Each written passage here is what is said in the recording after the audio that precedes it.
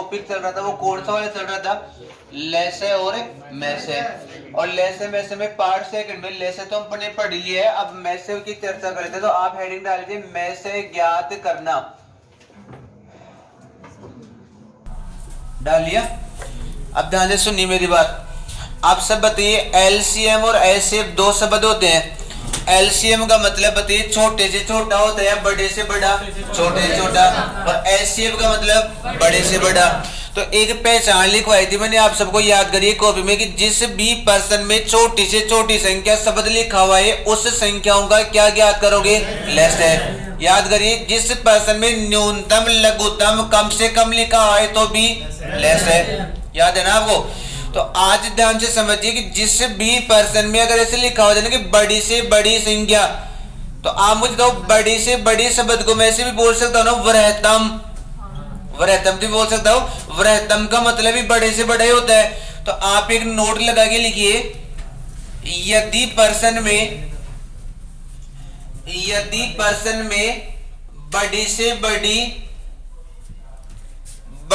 बड़ी या छोटी से छोटी, क्षमा करिए, या वृहत्तम, बड़ी से बड़ी या वृहत्तम संख्या शब्द लिखा हुआ हो, तो सदैव में से ज्ञात किया जाता है। तो सदैव में से ज्ञात किया जाता है। बोलो लिख लिया। आप मुझे बताइए, आपने जो नोट लिखा वो समझ में आ गया है क्या?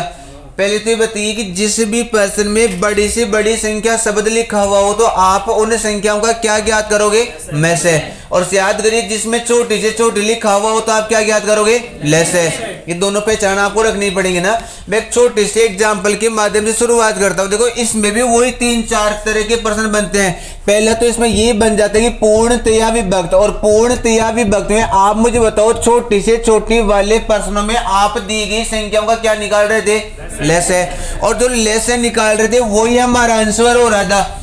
और बड़ी से बड़ी संख्या शब्द है तो आप दी गई संख्या का क्या निकालेंगे, में से। और प्यारे विद्यार्थियों जो आप में से निकालेंगे वही हमारा क्या होगा, आंसर होगा।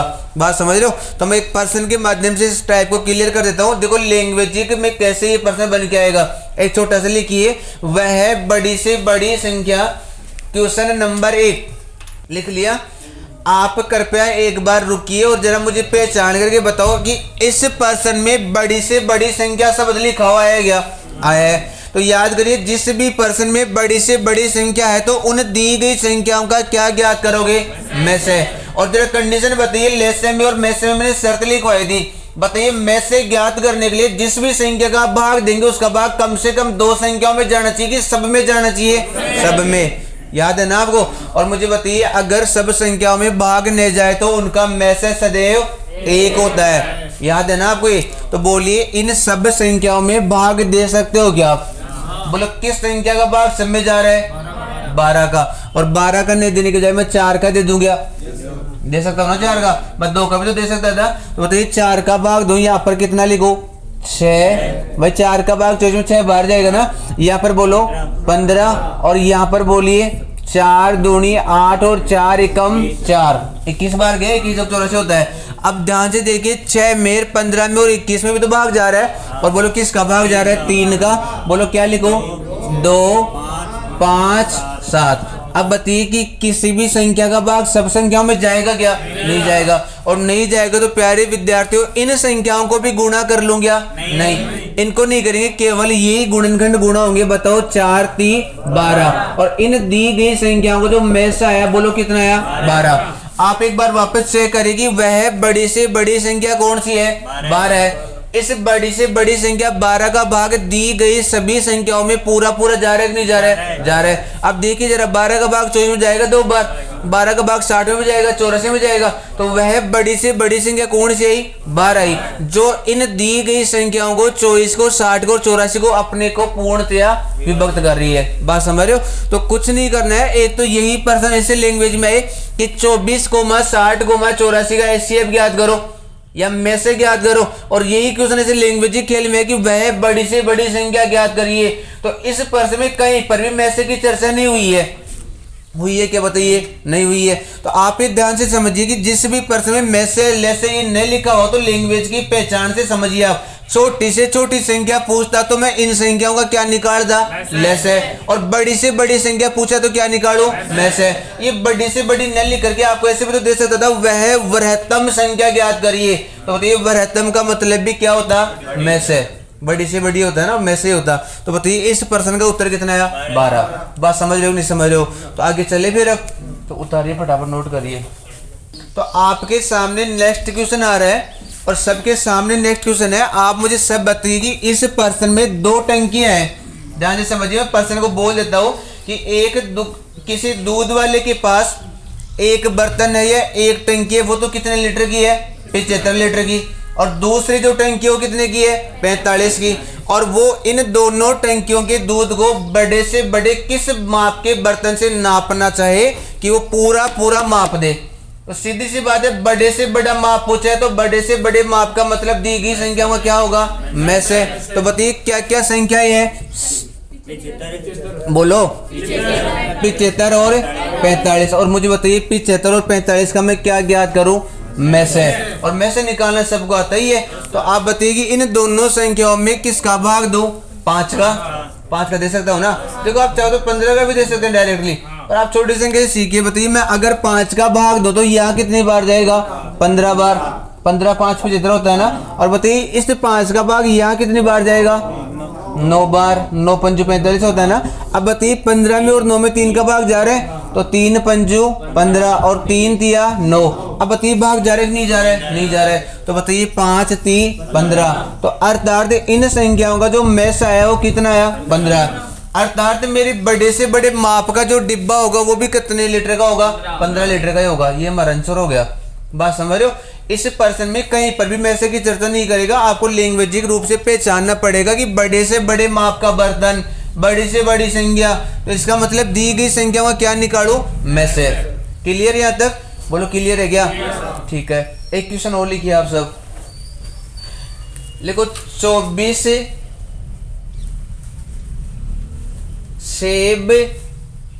सेब भैया 24 सेब कोमा 36 नारंगी। माफ करिए नारंगी नहीं है, माफ करिए नारंगी नहीं है। इसने एक शब्द लिया है खुबानी, लिख लीजिए।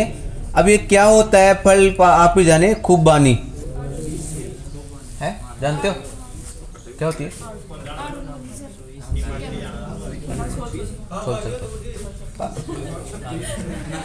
तो इन लोगों को फ्रेंड को ना के खड़े से ले आओ, जान का जवाब बताओ। तो लिखो 24 आड़ू है भाई, सेब भी नहीं है। 24 आड़ू, दाड़ू नहीं है, आड़ू है। अनार वाला है। तो ये मैं क्या कर सकता हूँ? एग्जाम में पूछा हुआ क्वेश्चन है। 24 आड़ू 36 खुबानी, 36 खुबानी लिख लिया। और 60 केले हैं। अब मेरी बात सुनिए, आपसे विनम्र निवेदन है हाथ जोड़ करके कि है ना, कृपया अपनी कॉपी में तो उत्तर मत करिए और समझने पर ध्यान दीजिए, क्योंकि ये आपका उत्तर है ना गलत हो चुका है। 360। ओ माय गॉड, ऑप्शन में ही नहीं है। देखिए नेक्स्ट क्वेश्चन है आपके सामने है, और इस क्वेश्चन को मैं बोल के बता देता हूँ कि 24 तो आड़ू है, 36 खुबानी है और 60 केले हैं। और इन तीनों प्रकार के फलों को वो उन्हें कई पंक्तियों में रखना चाहता है, और रखता किस शर्त पर है कि प्रत्येक पंक्ति में फलों की जो संख्या वो समान होनी चाहिए। समझ रहे हो? जैसे एक लाइन में 5 फल है तो दूसरे में भी 5 होने चाहिए, तीसरे में भी 5 होने चाहिए। एक लाइन में 10 फल है तो दूसरे में भी 10 होने चाहिए, मतलब प्रत्येक पंक्ति में फलों की संख्या समान होनी चाहिए। तो ऐसा करने के लिए उसे न्यूनतम संख्या बतानी है। न्यूनतम कितनी पंक्तियों की संख्या होगी? तो पंक्तियों की संख्या पूछा है भैया। आप मुझे बताइए संख्याएं बोलो कौन कौन सी है? 24 36 60। ये तो फलों की संख्या है भैया, 24 36 और 60। नेक्स्ट क्वेश्चन देखिए आप कृपया गौर से।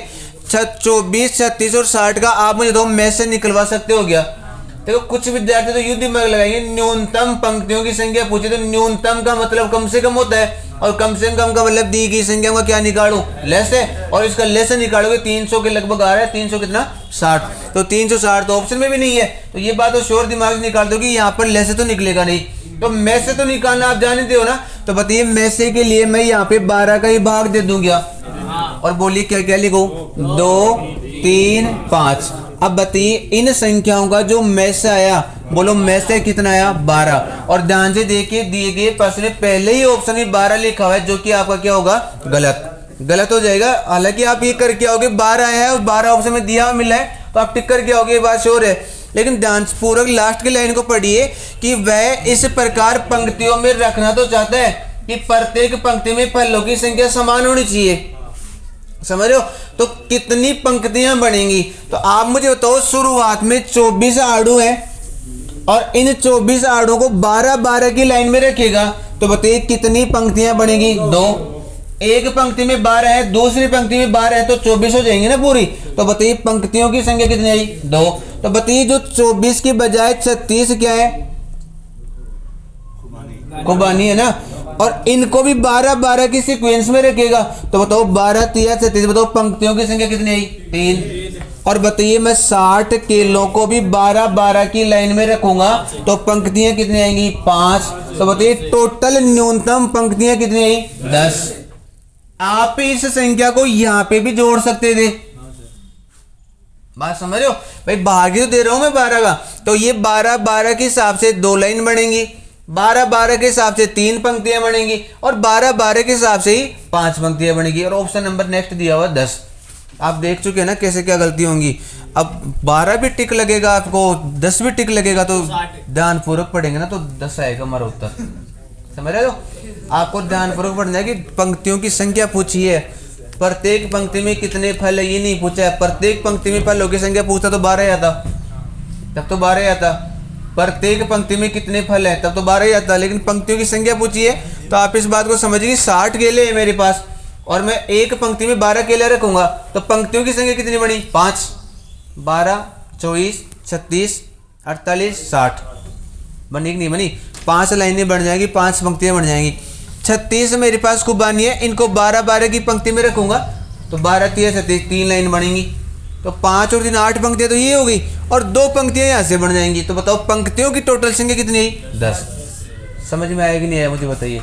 आप इस प्रश्न से एक बात समझ रहे हैं क्या, कैसे घुमाएगा आपको पता लग गया, मतलब आप ये राजी मत होइए, पहला ही ऑप्शन आपको दिए गए प्रश्न में 12 दिया हुआ है, और आप ये मुझे श्योर पता है आप ये सोच के आएंगे जी भैया सही हो गया हमारा, तो जबकि एक्चुअल में वो क्या होगा, गलत, समझ रहे हो, कॉन्फिडेंस ऐसे गिरवाता हमारा वो। तो उतारिए फटाफट, अगर नहीं उतारा है तो पंक्तियों की संख्या पूछी इसने ना। अब मैं एक क्वेश्चन और लिखाऊं, लिख लिया। अब देखिए नेक्स्ट क्वेश्चन आपके सामने है, कृपया देखिए। इस नेक्स्ट क्वेश्चन में इसने ये पूछा कि वह बड़ी से बड़ी संख्या ज्ञात करिए, जो बताइए कौन कौन सी संख्या दी हुई है, 390, देख करके बोलिए कौन सी संख्या है, 390 और 495 और 300, और इन दी गई संख्याओं को पूरा विभाजित कर दे, मतलब कुछ भी शेषफल नहीं बचना चाहिए, बिना शेषफल छोड़े ये संख्या विभाजित कर देनी चाहिए। तो पहले तो ये बताओ बड़ी से बड़ी संख्या पूछा है, इसका मतलब मैं दी गई संख्या को क्या निकालूं, में से, और बताइए में से निकालना आता है ना आपको, बोलो जिस भी संख्या का आप भाग देंगे उसका भाग सम में जाना चाहिए, तो बताइए मैं 5 का भाग दे सकता हूँ क्या, छोटी संख्या से शुरुआत कर दो, जल्दबाजी नहीं करनी है, 5 का भाग दूंगा तो बताओ 5 7 35, बोलो कितना बच गया, 4, कितना हो गया 40, और 5 अंटे 40। अब बताइए मैं 5 का भाग 495 में देने का चेष्टा करता हूं, तो बताइए 5 नाम 45, 4 बच गया 45 वापस हो गया, 5 नाम 45। अब यहाँ वापस दे दीजिए, आप बताओ 5 6 गए 30। ईमानदार से बताइए यहाँ तक का प्रारूप समझ में आया है कि नहीं आया। अब ध्यान से समझिए, बताइए 60 में भाग जाएगा ना 5 का, अन्य में तो नहीं जाएगा। अगर मैं 2 का भाग दूंगा तो 78 में जाएगा, 60 में जाएगा, अन्य में नहीं जाएगा।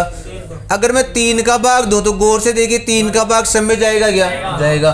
तो सब बोलते जाइए, बोलो 3 का भाग दूं तो 3 दूनी 6 और 3 6 18, और 3 तिया 9, 3 तिया 9, 33 यानी 99 होता है ना, और यहाँ देखिए 3 दूनी 6 मतलब 60। आप मुझे बताइए अब 26, 33 और 20 में किसी भी संख्या का भाग जाएगा क्या? नहीं जाएगा। और नहीं जाएगा तो बताइए इनका मैसे कितना आया? 15। अर्थात तो वह बड़ी से बड़ी संख्या कौन सी है? 15 है, जिसका भाग इन तीनों संख्याओं में पूरा पूरा जाएगा। क्लियर? 13 ऑप्शन में भी नहीं है। समझ रहे हो? तो ऐसे आपको आराम आराम से कर लेना है। बस कुल मिला की बात ये है, ये मैसेज याद करना है। और मैसेज याद करने की मैंने आपको पहचान लिखवाई कि दी गई संख्याओं में बड़ी से बड़ी संख्या पूछे तो मैसे ही होगा, वृहत्तम पूछे तो मैसे ही होगा। अब बिना कुछ शेषफल छोड़िए संख्या याद करनी है। तो सीधी सी बात है भैया, 15 का भाग 390 में दूंगा तो बिल्कुल सही बात है, कुछ भी शेषफल नहीं बचेगा, पूरा पूरा भाग जाएगा। 15 का भाग 300 में दूंगा तो पूरा पूरा भाग जाएगा, कुछ भी शेषफल नहीं बचेगा। तो पूर्णतया विभाजित पूछे तो इसका मतलब जो हमारा मैस आता है वही क्या होता है? उत्तर होता है। समझ रहे हो? तो अब बताइए, मैं थोड़ा सा आगे बढ़ जाऊं क्या? क्लियर समझो यहाँ तक के? तो आप लिखिए क्वेश्चन नंबर नेक्स्ट। अब मुझे सब बताइए, एक बार एक्टिव रहिए, बंद करिए कॉपी को। नेक्स्ट क्वेश्चन आप सबके सामने है। अब की बार इस प्रश्न में थोड़ा सा फिर बदल हुआ है। इसने ऐसे बोला है कि वह बड़ी से बड़ी संख्या बताइए जिससे, बताइए कौन कौन सी संख्या? बोलिए, प्रश्न में देख के बोलिए। 254, 474 और 562। मतलब हमें कह रहा है कि वह बड़ी से बड़ी संख्या जिससे 254 में भाग दे, कोमा 474 में भाग दे और कोमा 562 में भाग दे। तो इनमें भाग देने पर प्रत्येक दशा में कितना शेषफल बचना चाहिए? 12। आप मुझे बताइए, प्रत्येक दशा का मतलब होगा कि इसमें भाग दूंगा तो भी 12 ही बचेगा, इसमें भाग दूंगा तो भी 12 ही बचेगा, और इसमें भाग देंगे तो भी 12 ही बचेगा। तो प्रत्येक दशा में शेषफल वाली संख्या जो भी है, आप उस संख्या को सबसे पहले इनमें घटा दो। समझ रहे हो? इस 12 शेषफल वाली संख्या को सब में ही घटा दो अलग अलग। और बताइए, सब में घटाने के बाद आप संख्या लिखवा सकते हो क्या? तो बोलते जी 4 में से 2 गया तो 2, 5 में से 1 गया तो 4। बोलो संख्या कितनी आई? 242। आप यहाँ बताइए 74 में से 12 घटाऊंगा तो 2, 6, 4, 462 आया। यहाँ घटाइए 0, 5, 5। अब मुझे बताइए, जो संख्या आपके सामने आई है, इन संख्याओं का आप क्या ज्ञात करोगे? मैसे। स्टेप समझ में आ गई? क्या करना है? अगर प्रत्येक दशा में शेषफल बच रहा है तो उस शेषफल वाली संख्या को दी गई संख्या में घटाना है। समझ रहे हो? और सब में घटा करके फिर जो संख्या प्राप्त हो जाए उनमें आप में से निकालना है। तो बताइए, इनका में से निकालने के लिए ध्यान से समझिए। यहाँ पे इकाई का क्या है? 2। यहाँ पे क्या है? 2। यहाँ पे 0। तो देख के बताइए, सब संख्याओं में 2 का भाग जाएगा क्या? तो 2 का भाग दिलवा दीजिए। बोलो क्या क्या लिखो? 121, 231, 275। यहाँ तक समझ में आया?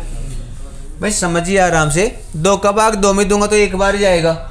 इस 2 का भाग 4 में दूंगा तो 2 बार। 2 का भाग 2 में 1 बाबार। मतलब कुल मिला की बात है कि 242 का आधा करना है तो 42 का आधा तो 21 होता है, 2 का आधा 1 होता है। यहाँ पे 462 का आधा करना था तो 62 का आधा तो 31 हुआ, और 4 का आधा 2 हुआ। और यहाँ पर देखिए 50 का आधा करना होता है तो 25 करता मैं, पर 5 का आधा तो 2.5 होता है। समझ रहे हो? तो आप इसको ये समझिए, 500 का आधा तो 250 हुआ और 50 का आधा 25 हुआ, तो 250 और 25 275 होगा कि नहीं होगा?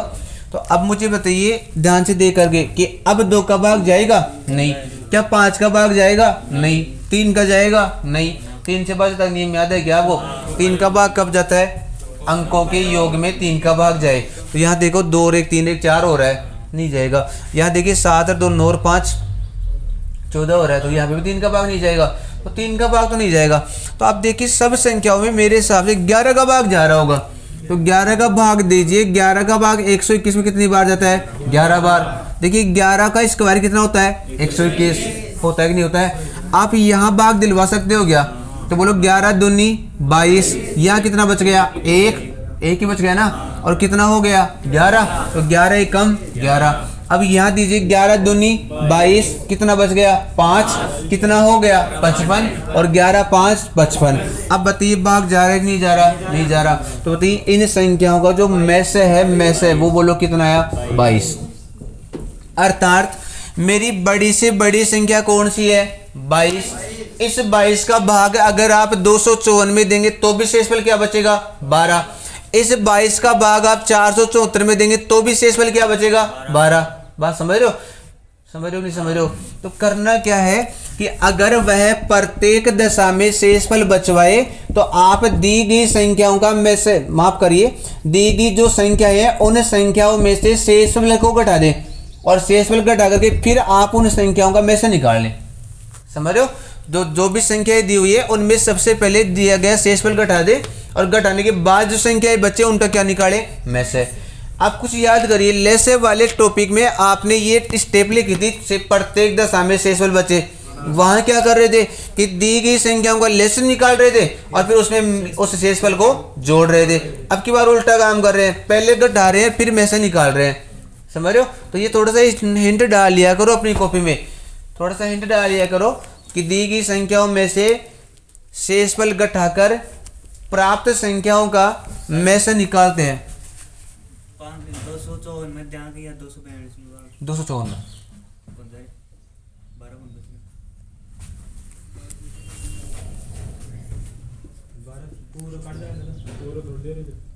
22 को तो देना से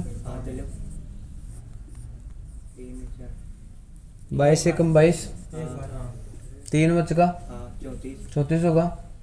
22 से कम 22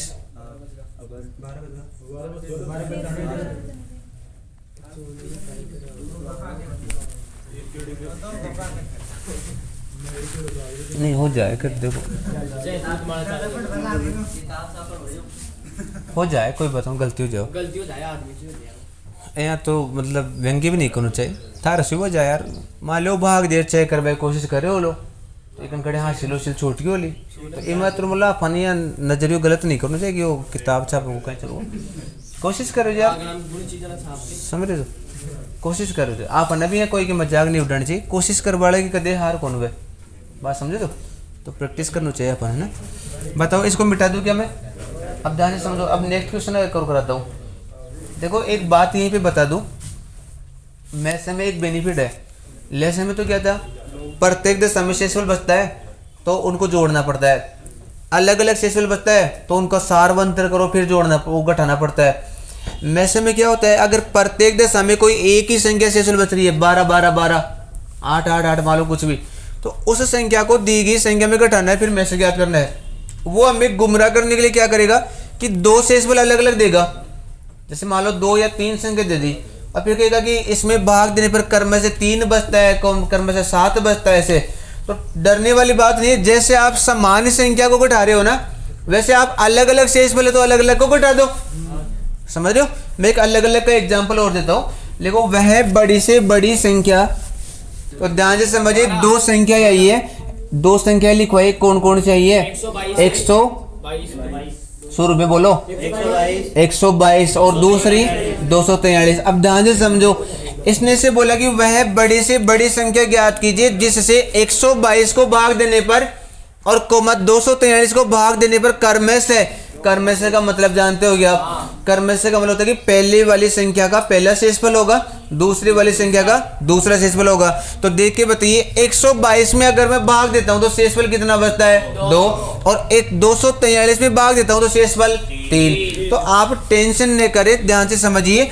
अगर समान संख्या शेषफल दे, मान लो 4 4 4 बचे, 12 12 12 बचे से, तब तो उसको ही घटाना है। और अगर अलग अलग संख्या दे तो कोई फर्क नहीं पड़ता, अलग अलग घटा दो 120। समझ रहे हो? और बताइए अलग अलग घटाने पर 122 में से 2 गया तो 120 और 243 में से 3 गया तो 240। और बताइए इन संख्याओं का क्या निकालूं? में से, और सबको में से निकालना। तो ये जरा देख के बताइए, मैं 10 का भाग दे सकता हूँ क्या? दे सकता हूँ क्या? बोलो 12 24। भाई 10 का भाग देने को 0 हट जाएंगे ना। अब बताइए मैं 12 में 24 में 12 का भाग दे सकता हूँ क्या? तो बोलो 12 कम 12 और 12 दूनी 24। अब भाग दे सकता हूँ? नहीं। तो बताओ 12 दाए 120। मतलब इन संख्याओं का जो ये 120 आया ये क्या है? में से। समझ रहे हो? अब ध्यान से समझो, 120 में से है तो आप चेक कर सकते हो कि अगर मैं इसे 120 का भाग 122 में दूं, 120 एकम 120, तो बताओ 2 बचेगा कि नहीं बचेगा? अगर मैं 120 का भाग 243 में दूं तो 120 दूनी 240 होता है, तो 2 बार भाग जाएगा तो शेषफल 3 बचेगा कि नहीं बचेगा?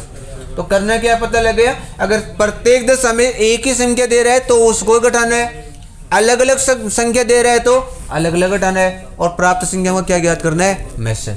ठीक है, छोटा सा चेंजिंग है और खास फर्क नहीं है। बताओ नेक्स्ट क्वेश्चन की ओर बढ़ चलेंगे हम। अब एक क्वेश्चन आपके लिए देता हूँ, आप खुद करिएगा एक बार, है ना। लिखो, अब मेरी बात सुनो। एग्जामिनर क्या करता है, एक प्रश्न और देता है इसी में से के प्रारूप में। देखो 3 स्टेप सीखिए आपने। एक तो पूर्णतः विभाजित हो जाए, एक वो आपसे कहेगा प्रत्येक दशा में 12 बचे, एक आपको कहेगा क्रम में से 2,3 बचे। 3 स्टेप के 3 क्वेश्चन लिखा चुका हूं। एक चौथा प्रश्न और बनता है, कोई बहुत बार एग्जाम में वही पूछा जाता है कि आपको शेषफल वाली संख्या देगा नहीं। वो बात समझ रहे हो मैं क्या कह रहा हूं, शेषफल वाली संख्या देगा नहीं, और आपको ये कहेगा कि प्रत्येक दशा में समान शेषफल बचे। ध्यान से पहचान समझ लीजिए, आपको ये कहेगा प्रत्येक दशा में समान शेषफल बचे। इस समान शब्द का मतलब ये हुआ कि अगर प्रत्येक दशा में पहली संख्या में 5 शेषफल बचा है तो सब में ही 5 5 5 5 बचेगा। अगर पहली संख्या में 9 शेषफल बचा है तो सब में 9 9 ही शेषफल बचेगा। कंडीशन क्या होगी दोबारा समझिए, एग्जामिनर आपको शेषफल वाली संख्या दे दे तो कोई प्रभाव नहीं पड़ेगा, आराम से दी गई शेषफल को घटा देंगे और में से ज्ञात कर लेंगे। लेकिन वो इतना कंफ्यूज करता है कि हमें शेषफल वाली संख्या देगा ही नहीं, समझ रहे हो, और शेषफल वाली संख्या देगा नहीं और फिर भी ये कहेगा समान शेषफल बचता है। तो आपके दिमाग में एक बात आ जानी चाहिए कि प्रत्येक दशा में शेषफल वाली संख्या न दे तो आपको समान शेषफल से एक पहचान माइंड में रखनी है। बता दूंगा कौन सी। एक क्वेश्चन करते हैं, पहले लिखते हैं, उसके बाद में समझिएगा पूरा ध्यान दे करके। प्रश्न लिखो। तो आप सबसे विनम्र निवेदन है, नेक्स्ट क्वेश्चन आपके सामने देखिए। इस प्रश्न की पहचान, पहले तो ये प्रश्न देख लीजिए। प्रश्न में क्या लिखा हुआ है कि वह बड़ी से बड़ी संख्या ज्ञात कीजिए जिससे बोलो संख्या कौन कौन सी आई है, 43, 91, 183, और इस 43, 91, 183 को भाग देने पर प्रत्येक दशा में समान बच रहा है। तो आप ध्यान से समझिए, 3 संख्या आई है, एक तो 43 है, एक 91 है और एक 183। बात समझिए, प्रत्येक दशा में अगर 3 शेषफल बचे तब तो मैं इन तीनों में 3 3 घटा दूंगा।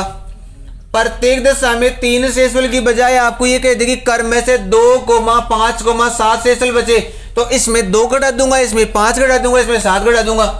और इसने अब की बार ये बोला कि प्रत्येक दशा में समान शेषफल बचे। मतलब मैं ये कह सकता हूं मोटे मोटे शब्दों में कि इसने शेषफल वाली संख्या को लुप्त कर दिया है, शेषफल वाली संख्या में नहीं दी है।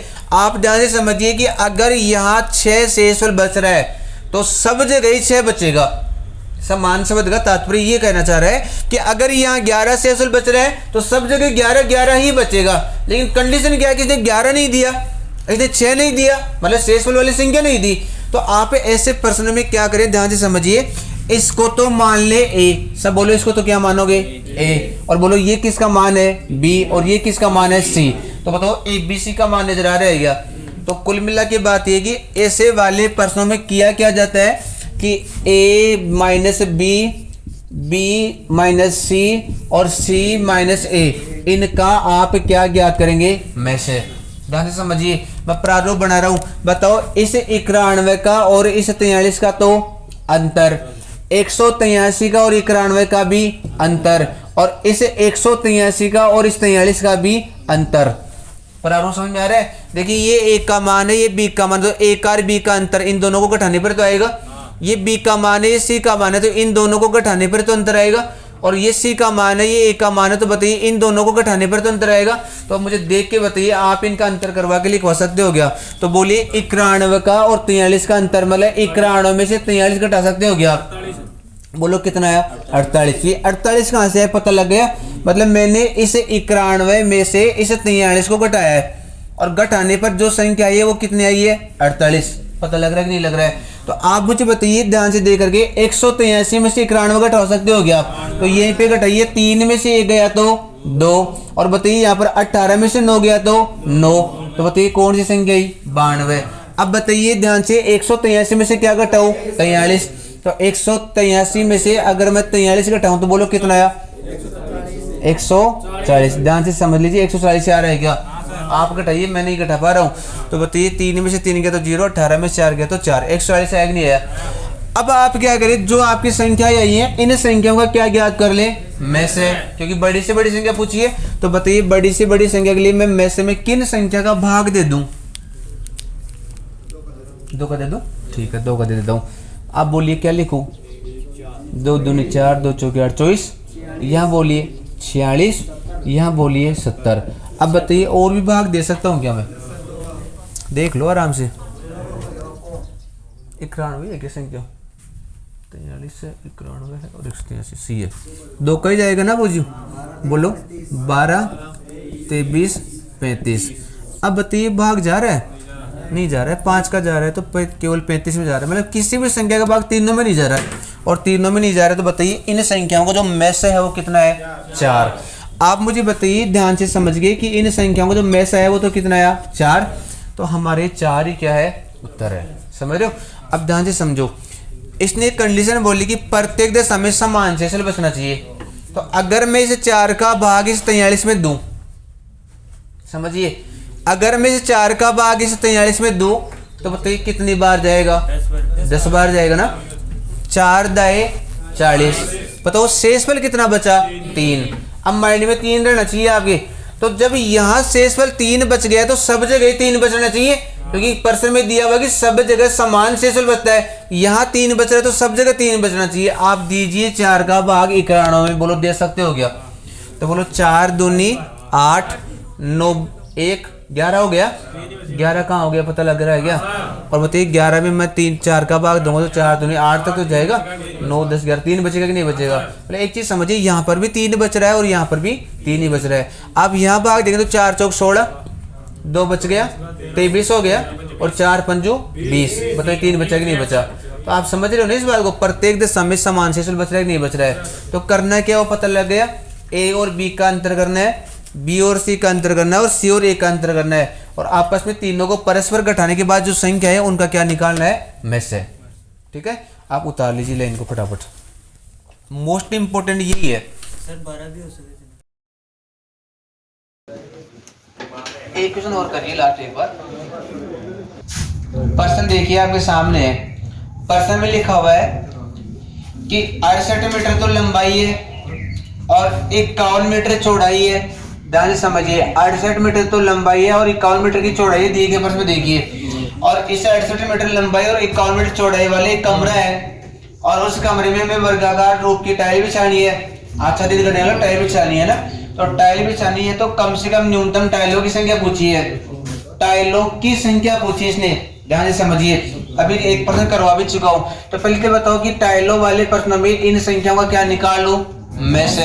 और ध्यान से समझिए, इसमें 17 का ही भाग जा रहा है। 17 चौक 68, 17 3 51। मतलब मुझे ये बात समझ में आ गई कि इन संख्याओं का जो में से है वो कितना है? 17। मतलब मैं जो भी टाइल लाऊंगा ना वो 17/17 की लाऊंगा। टाइल वर्गाकार ही होती है ना, और वर्गाकार नाम भी दिया है वर्गाकार टाइल का मतलब कि वो उसकी लंबाई और चौड़ाई समान होनी चाहिए। अगर लंबाई 17 ले रहे हैं तो चौड़ाई भी क्या होगी? 17 ही होगी, तभी तो वर्ग बनेगा, क्योंकि वर्ग की चारों भुजाएं क्या होती है? समान। तो अब ध्यान से समझिए, पहले तो उस कमरे का क्षेत्रफल निकाल लो, और कमरे का क्षेत्रफल होता है लंबाई गुणा चौड़ाई। तो कमरे का जो क्षेत्रफल है वो तो 68 गुणा 51, और इस 68 गुणा 51 की कुल क्षेत्रफल में 17 गुणा 17 की हम टाइल लगाएंगे, तो 17/17 मतलब लंबाई गुणा चौड़ाई। समझ रहे हो? तो कुल कितने टाइल आएंगे? 17 का भाग 68 में 4 बार, और 17 का भाग 51 में 3 बार, तो 4 3 12 टाइल आएंगे उत्तर। हाँ तो 31 टाइल लाओ कम से कम। लेसे निकालोगे बहुत जल्द जाओ। अच्छा टाइल आओ इनको ले यार फिर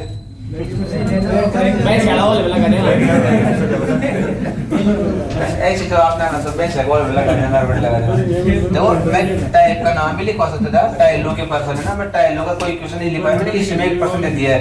आप ध्यान से समझिए, टाइलों वाले पर्सन में अगर वर्गाकार टाइल लगानी है तो आप डिग्री से लेवा में से ही निकालें। ठीक है, आप थोड़ा हिंट डाल लीजिए, में से ही निकालना है टाइलों के पर्सन। अब ये समझ में आ गया कि मैंने 2 बार 17 से गुणा क्यों किया है, क्योंकि आयत का क्षेत्रफल जानते हो लंबाई गुणा चौड़ाई होता है, तो पूरे क्षेत्रफल के बराबर पूरी टाइलों का क्षेत्रफल आना चाहिए। तो टाइल का क्षेत्रफल क्या होगा? 17/17 की टाइल चाहिए, तो कुल क्षेत्रफल बराबर कुल क्षेत्रफल। ठीक है।